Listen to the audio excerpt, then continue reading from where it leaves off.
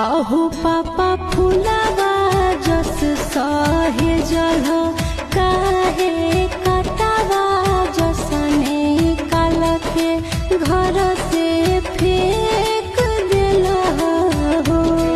कि आगे बेटी फूलावा के बगिया के रे शोभा हो बेधियावा सिर के बोझा हो बेगे।